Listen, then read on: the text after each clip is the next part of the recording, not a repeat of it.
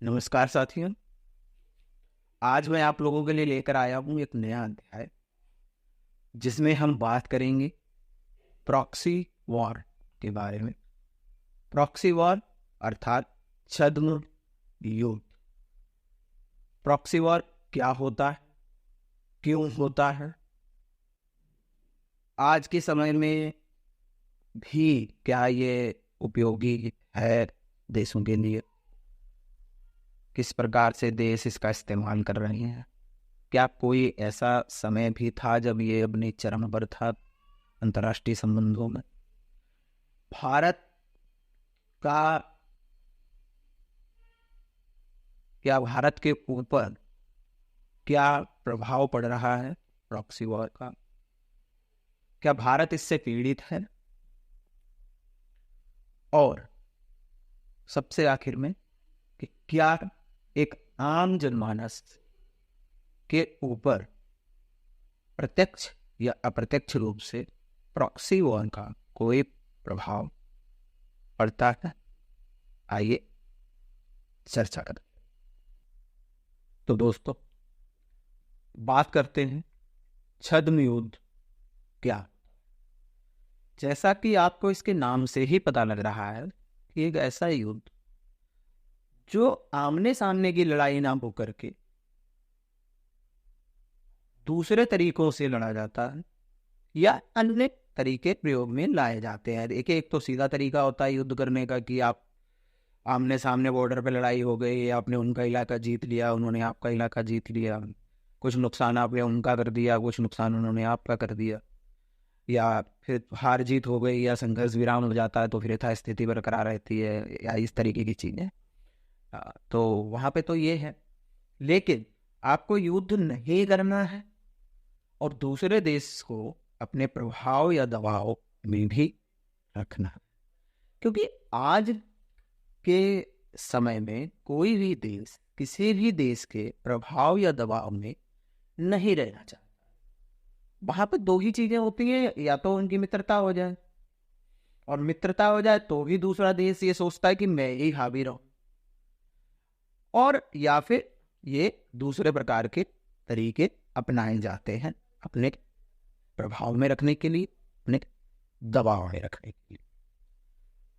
जैसे अमेरिका अगर ये चाहे कि पाकिस्तान उसके प्रभाव में रहे या दबाव में रहे, या चाइना जो है उसकी कोशिश भी है कि भारत के जितने भी आसपास के देश हैं उनको वो अपने प्रभाव दबाव में रखे, तो लड़ाई तो सबसे नहीं कर सकता ना। सबसे कैसे लड़ेगा?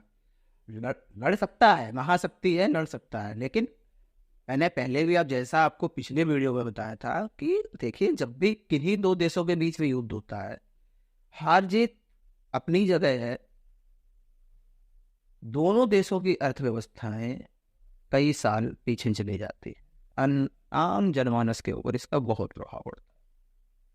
तो ये तरीका कि हमें युद्ध भी ना करना पड़े सीधे तरीके से, और दूसरे देशों को हम अपने प्रभाव में रखें, दबाव में, इसके लिए जो तरीका इस्तेमाल होता है उसको हम कहते हैं प्रॉक्सी वॉर। तो दोस्तों, अब हम बात करेंगे छद्म युद्ध के प्रकारों के ऊपर। कितने प्रकार से या किस किस तरीके से, किन किन तरीकों से हम ये युद्ध एक देश दूसरे देश के साथ लड़ता है, करता है। सबसे पहला तरीका हो गया, किसी दूसरे देश को, यानी कि जो कमजोर देश है, गरीब देश है, अगर आपको उसे अपने प्रभाव में लेना, इवन आपको किसी को भी अपने प्रभाव में लेना, तो वित्तीय रूप से आप उसे अपने ऊपर निर्भर कर लीजिए, वो आपके प्रभाव में आ जाएगा। चाइना इसका सबसे अच्छा उदाहरण है। चाइना ने श्रीलंका को पहले तो खूब कर्जा वाटा दिया, हाँ ले जाओ ले जाओ ले जाओ ले जाओ करते हुए। उसके बाद अब क्योंकि चाइना ने जो है श्रीलंका को इतना कर्जा दे दिया है कि श्रीलंका उसको चुका तो पाएगा नहीं। अब श्रीलंका प्रभाव में आ गया है, बस में हो गया है चाइना। इसी तरीके से चाइना ने यही पॉलिसी अपनाई, यही नीति अपनाई पाकिस्तान के साथ। कहीं ना कहीं वो टारगेट भारत को कर रहा है, लेकिन चाह ये रहा है कि भारत से तो सीधे लड़ेगा नहीं, तो उसके आसपास के जो देश हैं उनको वो अपने प्रभाव में या दबाव में रखे, इससे कि भारत के ऊपर दबाव बनाया जा सके। अब यहाँ पर क्या है, पाकिस्तान को वही कर रहा है, वहाँ प्रोजेक्ट्स लगा रहा है, वन बेल्ट वन रोड का एक प्रोजेक्ट है, और भी ऐसे कई प्रोजेक्ट हैं जो चल रहे हैं वहाँ पे चाइना के। पाक अधिकृत कश्मीर में भी प्रोजेक्ट चला रहा है। तो ये सब चीज़ें हैं। तो यहाँ पे ये इससे ये पता चलता है कि ये जो है वहाँ भी वो यही कर रहा है कि जो है इस्तेमाल कर रहा है अपने पैसे को, अपनी पावर, जिससे कि वो प्रभाव में ले सके पाकिस्तान बहुत ज़्यादा प्रभाव में है भी, लेकिन इसी कारण से। अब हम बात करेंगे इसके दूसरे प्रकार पर, आतंकवाद। जैसे पाकिस्तान और भारत, आप लोगों को पता ही है हम आतंकवाद से कितना पीड़ित रहे हैं अभी भी, क्योंकि पाकिस्तान को ये अच्छे तरीके से पता है कि अगर वो सीधे तरीके से भारत से युद्ध करेगा तो जीत नहीं सकता, हार ही जाएगा। अंतर्राष्ट्रीय दबाव भी है, प्रभाव भी है, और भारत से लड़ भी नहीं सकता, इतना शक्तिशाली नहीं है। अभी तक जितने युद्ध हुए हर बार पाकिस्तान को हार का मुंह देखना पड़ा। तो यहाँ पर पाकिस्तान ने भारत को अस्थिर करने के लिए, अशांति फैलाने के लिए, भारत के लोगों में डर फैलाने के लिए एक माहौल जो बनाया है, वो बनाया है आतंकवाद का सहारा लेकर। कहीं भी आप बिल्डिंग को उड़ा दो बम से, पटरी उड़ा दो, आपने रेल के अंदर बम रख दिया, कोई बहुत बड़ी बिल्डिंग में बम रख दिया, तो ये सब चीज़ों से क्या होता है भाई, हमारा नुकसान होता है, लोग डरते हैं, आर्थिक रूप से भी हमारा नुकसान हो रहा है, हमारे लोग भी मारे जा रहे हैं, हम डरते भी हैं, और डायरेक्ट हमें पता भी नहीं होता। उसके बाद क्या होता है कि आप पहले तो विस्फोट करवा दो, उसके बाद कह दो कि जी हमसे तो कोई मतलब नहीं है, हम आतंकवादी हमारे थोड़ी है, जैसा कि पाकिस्तान हमेशा करता आया है। एक तरीका ये भी है, या इसमें हम एक चीज और जोड़ सकते हैं कि जैसे कि मान लीजिए भारत का कोई हिस्सा ऐसा है जहां पर अशांति है, जहां पर विद्रोही है, जो लोग भारत के साथ अशांति, बाकी देश के साथ अशांति पैदा कर रहे हैं वहां पर, या कोई अलग राज्य की मांग कर रहा है, अलग देश की मांग कर रहा है, और आप उन लोगों को अप्रत्यक्ष रूप से सहायता उपलब्ध कराए, हथियार उपलब्ध कराए, और उन लोगों को जो है सहयोग, मतलब इस तरीके से आर्थिक रूप से सहयोग दें, हथियारों के रूप से सहयोग दें, इस तरीके के उनको सहयोग उपलब्ध कराए, तो ताकि वो लोग शक्तिशाली रहें। अब होना क्या है, होना विद्रोहियों से भी कुछ नहीं है, विद्रोह मचाते रहो ठीक है, लेकिन भारत का एक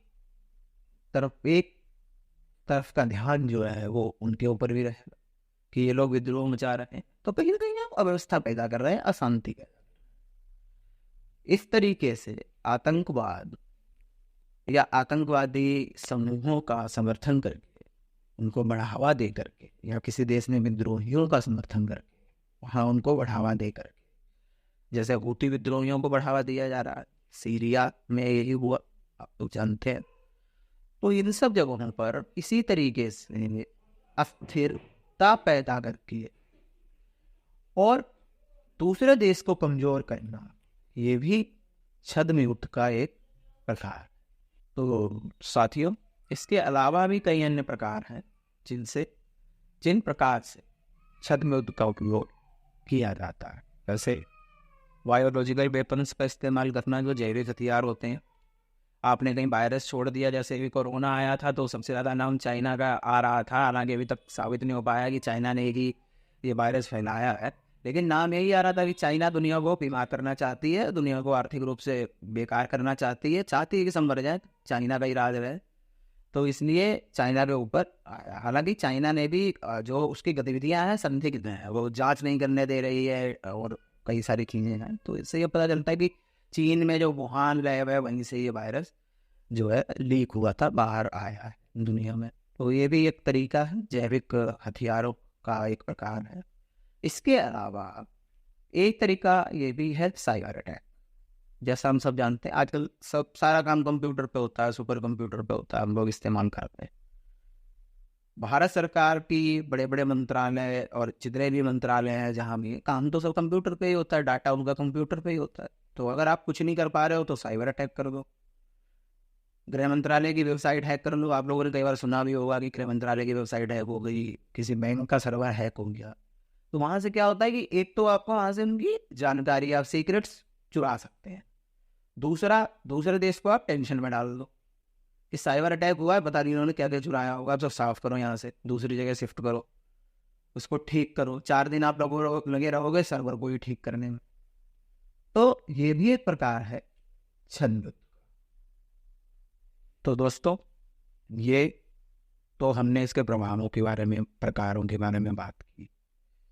और भी कई प्रकार हैं, मतलब ऐसा कोई भी प्रकार जिसमें आप अप्रत्यक्ष रूप से किसी दूसरे देश को हानि पहुंचा सकते हैं, अपने दबाव में ला सकते हैं, अपने प्रभाव में ला सकते हैं, या आपको अंतरराष्ट्रीय संबंधों में ये लगता है कि ये करने से या ये हो जाने से हम, भाई हर राष्ट्रीय हित सबके लिए सर्वोपरि होता है, हर कोई ये देखता है कि राष्ट्रहित सबसे ऊपर रहे। तो इसलिए ऐसा कोई भी कार्य जो सही नहीं है, इसका तरीका सही नहीं है, अप्रत्यक्ष रूप से किया जाने वाला कार्य दूसरे देशों के साथ उनको अपने प्रभाव में लाने के लिए, अपने दबाव में लाने के लिए कि वो आपकी बात माने, आपका साथ दें, कोई भी ऐसा कार्य जो किया जाता है, या किसी देश को आपको राजनीतिक रूप से अस्थिर करना है, आर्थिक रूप से अस्थिर करना है, आपको हिंसा फैलानी है, आप वहाँ नहीं चाहते हो कि इस देश में शांति रहे, तो इस तरीके के जितने भी काम थे वो आप छद्म युद्ध के सहारे करते हैं। द्वितीय विश्व युद्ध के बाद जब शीत युद्ध शुरू हुआ, उस समय छद्म युद्ध या प्रॉक्सी वॉर अपने चरम पे, क्योंकि दुनिया 2 टुकड़ों में बट चुकी थी। दोनों देश, रूस और अमेरिका, यानी या तो कोई रूस के साथ था या अमेरिका के साथ था, बाइपोलर हो गई थी दुनिया। तो उस समय पर जो है दुनिया 2 दलों में बटी हुई थी। आज वर्तमान समय में जो रूस है, उस समय पर सोवियत संघ था, यूएसएसआर, या तो उसकी तरफ सब देश थे या अमेरिका की तरफ सब देश। तो उस टाइम पर प्रॉक्सी वॉर का बहुत इस्तेमाल, दोनों ही गुटों ने या दोनों ही महाशक्तियों ने अपना प्रभाव जमाने के लिए, अपना दबाव बनाने के लिए दुनिया को 2 गुटों में बांट दिया। और उन्होंने ये देखा कि हमारे राजनीतिक या आर्थिक हित किस देश से कहाँ है। उस तरीके से उन्होंने इसी तरीके से छद्म युद्ध का प्रयोग करके जो है अपने हित साधने की कोशिश की। हम सीधा सा यही समझते हैं कि अपना ही हित साधना था, और क्या करना था। इसके परिणाम स्वरूप क्या हुआ? कोरिया का विभाजन हो गया। ऐसा माना जाता है कि ये प्रॉक्सी वॉर या शीत युद्ध की ही मतलब देन है। यहाँ पे शीत युद्ध और प्रॉक्सी वॉर को एक मत कर दीजिएगा, दोनों अलग अलग चीजें हैं। शीत युद्ध में के साथ ही प्रॉक्सी वॉर चल रहा था, और उसका परिणाम है कोरिया का विभाजन, उत्तर कोरिया और दक्षिण कोरिया। आज भी दक्षिण कोरिया जो है लोकतांत्रिक ढंग से चल रहा है, और अमेरिकन कंट्री जो है उधर उनके साथ है। उत्तर कोरिया में कम्युनिस्ट शासन है, डिक्टेटरशिप है वहां पर, और वो चाइना और रूस के साथ। इसी तरीके से वियतनाम में हुआ, सीरिया में हुआ, और भी कई जगह इस तरीके की चीजें परिणाम स्वरूप आई। और इसी का ही एक परिणाम था तालिबान, जो अफगानिस्तान में तालिबान का उदय हुआ।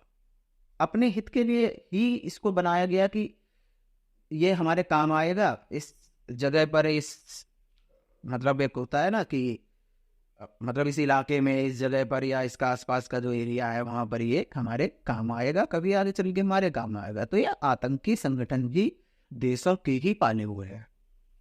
तो इस तरीके से जो है छद्म युद्ध का उपयोग हुआ, शीत युद्ध के समय पर बहुत हुआ, आज भी हो रहा है। आज हम और ज़्यादा आधुनिक तकनीकें आ गई हैं, बहुत ज़्यादा बहुत हम मॉडर्न साइंस की तरफ जा रहे हैं। तो अब हम उस तरीके से करते हैं, जैसे मैंने आपको बताया था कि साइबर अटैक कर दिया, बायोलॉजिकल वेपन्स कहीं छोड़ दिए, या इस तरीके की चीज़।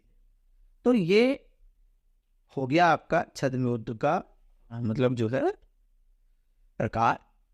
छद्म युद्ध का कब अपने जोर पर था पूरी, हालांकि आज भी है। अगर हम एशिया के उसमें देखें तो चाइना यही कर रहा है, अमेरिका यही कर रहा है।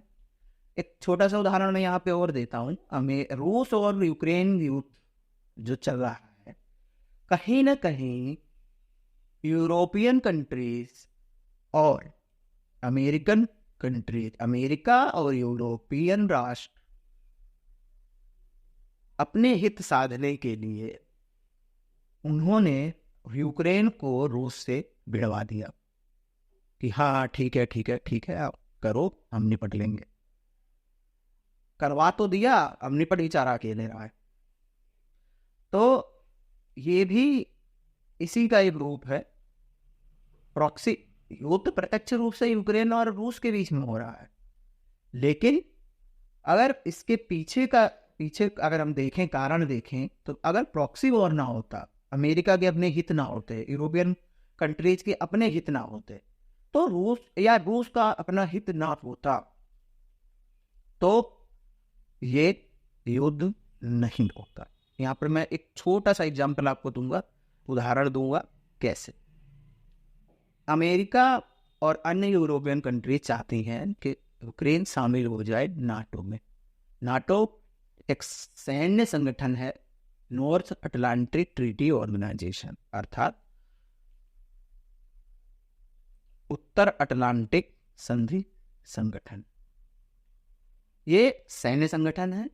तो इन लोगों का आपस में ये समझौता है कि अगर एक देश या एक से ज्यादा देश, किसी देश, जब ये आपस में तो लड़ेंगे नहीं, जब सारे एक ही उसमें है, तो किसी दूसरे देश का के ऊपर अगर हमला होता है तो बाकी सारे देश मिलकर के लड़ेंगे। अब अमेरिका चाहता है कि यूक्रेन शामिल हो जाए, ताकि अमेरिका की पहुंच सीधे सीधे रूस के अंतरराष्ट्रीय सीमाओं तक हो जाए। रूस को इस बात का खतरा है कि अगर अमेरिका की पहुंच उसकी सीधे सीधे अंतरराष्ट्रीय सीमाओं तक हो गई तो अमेरिका तो कभी भी आ जाएगा लड़ने के लिए, रूस को लड़ना पड़ेगा। तो रूस अपने राष्ट्र हित को देखते हुए ऐसा संकट क्यों खड़ा करे? तो रूस का यही कहना था यूक्रेन से कि आप नाटो में मत शामिल होइए, आप मेरे तरफ रहिए, आपको जो चाहिए होगा मैं दूंगा।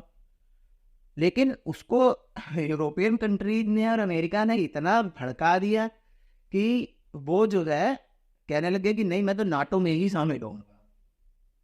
भाई एक तरह से उसको सिक्योरिटी भी मिल जाती कि कल को अगर रूस हमला कर दे तो बाकी सारे देश मिलकर के रूस पे हमला कर सकते थे, जितने भी उसके नाटो के जितने भी संगठन के सदस्य हैं। तो ये यहाँ पर है, तो ये भी एक परिणाम है प्रॉक्सी वॉर। तो दोस्तों, देखा आपने, जाना आपने, समझा कि प्रॉक्सी वॉर क्या है, क्यों है, इसके प्रकार क्या हैं और किस तरीके से ये दुनिया को प्रभावित करता है। लेकिन इसके साथ एक चीज जो है वो और भी है। सिर्फ इससे दुनिया या राष्ट्र, मतलब राजनीतिक रूप से सरकारें और ये सब ही प्रभावित नहीं होते हैं, जन सामान्य के ऊपर भी इसका बहुत बड़ा असर होता है। जैसे मैंने आपको बताया था आतंकवाद। अब अगर हमारे देश में कहीं बम फटेगा तो जन सामान्य ही तो मरेगा, या जो है कहीं नुकसान किसी चीज का हो गया तो नुकसान तो देश का ही हो रहा है ना, पैसा तो देश का ही लगा, देश का ही बर्बाद हुआ। इनसिक्योरिटी अगर आ गई, इसका एक अच्छा उदाहरण था जम्मू कश्मीर। आतंकवाद की वजह से लोग वहां जाना नहीं चाहते थे, जाते नहीं थे। तो इससे किसका नुकसान हो रहा है? स्वर्ग जैसी जमीन को आतंकवाद का गढ़ बना दिया गया। नुकसान किसका हुआ? एक आम आदमी का, जनमानस। इसी तरीके से सामाजिक रूप से, आर्थिक रूप से भी इसका प्रभाव पड़ता है हमारे। दूसरी चीज, एक जैसे आप समझिए कि मान लीजिए अगर हमारे ऊपर किसी दूसरे देश का कर्जा हो जाए कई लाख करोड़ का, और हमें उस देश की बात माननी पड़ेगी, तो सरकार वो करेगी जो उस देश को पसंद होगा, जो वो आपसे चाहता है वो सरकार करने के लिए मजबूर होगी। वो नहीं कर पाएगी जो उस देश की जनता उससे चाहती है, जो कि हमने पहले अध्याय में भी डिस्कस किया था कि भाई राजनीति क्या होती है। राजनीति है ही आम जन की समस्याओं का समाधान करने का एक तरीका, एक शासन व्यवस्था चलाने का एक माध्यम, लेकिन कहीं न कहीं आम जन ही इसमें आते। ये तो बात हुई अंतरराष्ट्रीय स्तर की। राष्ट्रीय स्तर क्या प्रॉक्सी वार या छद्म युद्ध हमारे आसपास भी हमें देखने को मिलता है? क्या इसका कोई ऐसा रूप भी है जो आम जनमानस को प्रभावित या जिससे आम जनमानस प्रभावित होता है? एक छोटा सा एग्जाम्पल उदाहरण में दूंगा आपको और इसके साथ बात समाप्त करूंगा अपनी। देखिए जैसे इलेक्शन होता है, कोई चुनाव है, कोई भी चुनाव है, स्थानीय स्तर पर है या थोड़े बड़े स्तर पर है, विधायक का है या एमपी का चुनाव, 2 कैंडिडेट उसमें खड़े हुए या 5 कैंडिडेट खड़े हुए। अब 5 उम्मीदवार एक दूसरे से लड़के एक दूसरे का मुंह तो तोड़ नहीं सकते कि आपस में एक दूसरे से पूछ जाओ, लड़ जाओ, भिड़ जाओ, मुंह तोड़ दो या उसको उठवा लो या कर लो। तो वहां प्रॉक्सी वॉर कैसे चलता है, छद्म युद्ध कैसे प्रयोग होता है? एक कैंडिडेट, जनता तो उतनी है, उसे पता है कि मेरी कितनी जनता है, यहाँ पे मतदाता है, कितना वोटर है मेरे पास। एक कैंडिडेट इसको कुछ और लालच देगा, दूसरा कैंडिडेट उसको कुछ और लालच देगा, तीसरा कैंडिडेट उसको कुछ और लालच देगा कि भाई आप हमें वोट करिए, हमें वोट दीजिए। जाति धर्म को वहां पे लाया जाएगा या सामाजिक आर्थिक चीजों को वहां पे लाया जाएगा। कुछ नहीं है तो आपको पैसे बांटे जाएंगे, कंबल बांटे जाएंगे वगैरह वगैरह, आप लोगों को पता ही है जैसा ये सब होता है। तो इस तरीके से हमें हमारे आसपास भी आपको छद्म युद्ध की घटनाएं या छद्म युद्ध के प्रकार आपको मिल जाएंगे। यही प्रकार आपको अपने कार्यालय में मिल जाएगा जहां आप काम करते हैं, आपको अपने कॉलेज में मिल जाएगा जहां आप पढ़ने जाते हैं। कि क्योंकि देखिए ये चीज तो सब जगह चलती है। जैसे एक देश ये चाहता है कि लोग उसके प्रभाव में रहें, उसके दबाव में रहें, वो शक्ति संतुलन बनाए रखे, वो राजा बना रहे। एक आम आदमी भी चाहता है ना, जहां मैं ऑफिस में काम करता हूं तो मैं भी चाहूंगा कि सारा ऑफिस मेरे नीचे काम करे, मेरे दबाव में रहे। तो मैं उसके लिए, अब एक तरीका तो ये है कि मैं बहुत अच्छी मेहनत से काम करूं, लेकिन कई बार ये तरीका काम नहीं आता ना, तो और तरीके इस्तेमाल करने पड़ते हैं। तो वो भी एक छद्म युद्ध का ही एक रूप है। ये बात मैं सिर्फ अपने लिए नहीं कह रहा हूँ या किसी के लिए नहीं कह रहा, मैं जनरल उसमें बात कह रहा हूँ। तो ये होता ही है। तो वो भी एक तरीके का छद्म युद्ध ही है। या घर में सास बहू की लड़ाई, उसमें भी यही होता, दोनों सहारा लेती हैं, सीधे सीधे तो लड़ नहीं सकती, लड़ेंगी नहीं, कितना लड़ेंगी। तो वो ये अपने पति को टारगेट करती है, कोई बच्चों को टारगेट करती है, चलो इसी तरीके से ये काम निकलवाया जाए। ये बहुत छोटे छोटे तरीके हैं, लेकिन मेरा उद्देश्य जो था वो आपको अंतर्राष्ट्रीय स्तर पर यह समझाना था कि छद्म युद्ध क्या होता है, प्रॉक्सी वॉर क्या होता है। आप लोगों को उम्मीद करता हूँ समझ में आया होगा। कमेंट करें, बताएं। धन्यवाद।